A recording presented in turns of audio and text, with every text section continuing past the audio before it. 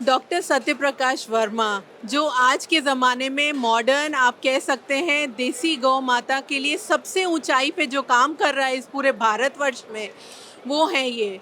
और इस गौ महाकुंभ के सीईओ भी रहे हैं। बहुत अच्छे से ऑर्गेनाइज किया सब कुछ, और एक अमेजिंग बुक लॉन्च की है काउइज्म करके, जो कि हमारे चैनल के नाम से मैच खाती है।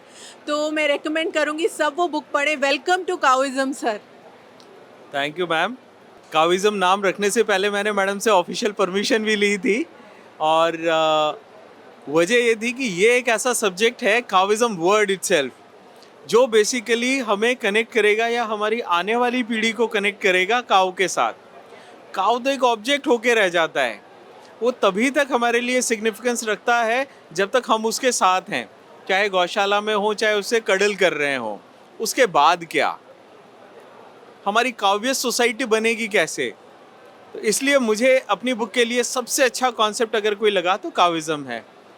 और मेरे लिए काविज़म का मतलब हुआ विज्ञान और सनातन का एक कन्फ्लुएंस, एक महासंगम। अगर आप मुझसे पूछें कि काविज़म को हमें कैसे इम्प्लीमेंट करना है या सिग्निफिकेंस क्या है, आइडिया बहुत सिंपल है, हिंदू से बड़ा हिंदूवाद। इसी तरीके से गाय से बड़ा गौ तत्व। हमें ये बताना है कि गाय ऑब्जेक्ट नहीं है। अभी जब भी हम गाय बोलते हैं तो लोग एक ऑब्जेक्ट ढूंढने की कोशिश करते हैं। अच्छा, एक 4 पैरों वाला, एक 2 सींग वाला, एक पर्टिकुलर फीचर वाला ऐसा कोई पशु दिखेगा, यही लोगों के दिमाग में इमेज है, क्योंकि ऑब्जेक्ट है ना। जब ऑब्जेक्ट दिखेगा तो कनेक्ट करेगा ब्रेन। अच्छा, ह्यूमन है कि पशु है? अच्छा, पशु है तो जंगली है कि पालतू है? अच्छा, पालतू है तो दुधारू है कि कैसी है? तो हमने ऑब्जेक्टिफाई कर दिया। ऑब्जेक्टिफाई नहीं करना है, हमें बात करनी है गौवाद की। अब गौवाद क्या हुआ?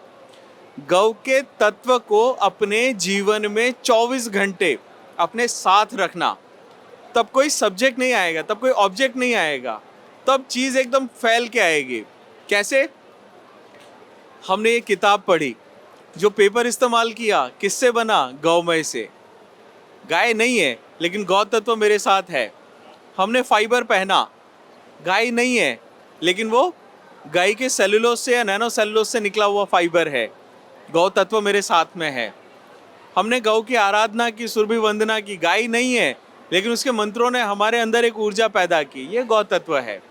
हमने जो खाना खाया, ब्रेकफास्ट किया, लंच किया, हमने जो सीरियल्स यूज़ किए, अगर वो जैविक खेती गौ खाद से बने हुए हैं, ये गौ तत्व है। यहाँ गाय ऑब्जेक्टिफाई नहीं होगी। और जब गौ ऑब्जेक्टिफाई नहीं होके एक लंबा विस्तृत सब्जेक्ट हो जाएगी, तब हम कह सकते हैं basically we are moving towards the काविज सोसाइटी। और ये काविज सोसाइटी क्रिएट करना ही बेसिकली मेरे लिए काविज्म है। सर, जो आपका गोकुल ग्राम का कॉन्सेप्ट है वो आप थोड़ा समझा सकते हैं, और कैसे कहाँ इम्प्लीमेंट होगा पहले?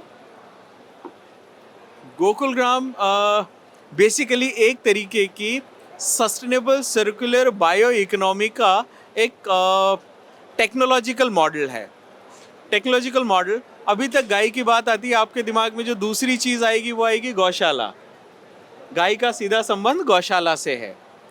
हम पहली बार गाय को कनेक्ट करना चाह रहे हैं एक इंडस्ट्रियल पार्क से, एक ऐसा हाईटेक इंडस्ट्रियल पार्क जिसमें गाय होना इम्पॉर्टेंट नहीं है लेकिन वहाँ हर चीज़ गाय की है। उसका गौमूत्र शोधित हो रहा है काउ डिस्टिलेशन यूनिट में, जो एक बहुत बड़ा हाईटेक प्लांट है, एक प्रॉपर रिफाइनरी है। गोबर एक ऐसे प्लांट में जा रहा है जहाँ पर बड़े बड़े रिएक्टर्स हैं, यूटिलिटीज़ हैं, और क्या निकल रहा है? ऐसे product, nano cellulose, lignin, humic acid, fulvic acid, carbon nano particles, जिनके बायर्स कौन है? कॉरपोरेट्स। यानी वहाँ से प्रोडक्ट निकलकर सीधा किसी कंज्यूमर के पास नहीं जा रहा है, कॉरपोरेट्स के पास जा रहा है। टर्नओवर्स कितने हैं? हम बात कर रहे हैं हज़ारों करोड़ के टर्नओवर्स की, ऐसे सेगमेंट्स की जिनके बारे में किसी ने सोचा नहीं। सीमेंट, सिरामिक, फार्मा, पेपर, बहुत सारे। एम्ब्रियो ट्रांसप्लांट टेक्नोलॉजी की बात कर रहे हैं, इस गोकुल ग्राम के अंदर एम्ब्रियो ट्रांसप्लांट टेक्नोलॉजी है, आईवीएफ है, नस्ल सुधार लेटेस्ट टेक्नोलॉजी से, गौ का मूल्य संवर्धन दुनिया की लेटेस्ट टेक्नोलॉजी से, यूरिन का संवर्धन लेटेस्ट टेक्नोलॉजी से, फार्मिंग भी है, ऑर्गेनिक फार्मिंग है, तो सिर्फ ऑर्गेनिक फार्मिंग नहीं है, बेस्ट क्वालिटी का कैटल फीड जो ऑर्गेनिक हो, जिससे हमारी देसी गौ माता की नस्ल खराब नहीं हो, मेडिकेशन का कॉस्ट कम से कम हो, उसकी काउ रियरिंग के अंदर सस्टेनेबिलिटी आए, जो प्रोडक्ट निकल रहे हैं वो हमारे कम से कम 5 से 6 सस्टेनेबल डेवलपमेंट गोल्स जो यूएन ने सेट किए हैं उनको कंप्लाई करते हुए हैं, उनको एडवांस कर रहे हैं। तो ये उन सब चीज़ों को ध्यान में रखते हुए एक तरीके का काऊ पे बेस्ड कॉरपोरेट पार्क है, और ये सिर्फ भारत का ही नहीं, दुनिया का सबसे पहला कॉरपोरेट काऊ होगा। और हमने मिशन रखा है काऊ टू कॉरपोरेट। जैसे गडकरी जी कहते हैं फार्म टू फ्यूल, हम बोल रहे हैं काऊ टू कॉरपोरेट थ्रू दी काविज्म। पहला हमने बिचून में स्टार्ट किया है। बेसिकली ये संजय जी हैं, संजय शर्मा जी, ये गोकुलग्राम उनका कॉन्सेप्ट है और वो पिछले 9 साल से इसके ऊपर मेहनत कर रहे हैं। एक बंजर ज़मीन से 40% तक काम उन्होंने पूरा कर दिया है। जब मेरा उनसे संपर्क हुआ तो जहाँ पर वो रुक रहे थे वहाँ पर मैं उन्हें कॉम्प्लीमेंट कर पा रहा था, चाहे गोबर का मूल्य संवर्धन हो या वो सब हो। वहाँ से मैं उनके साथ एसोसिएट हुआ।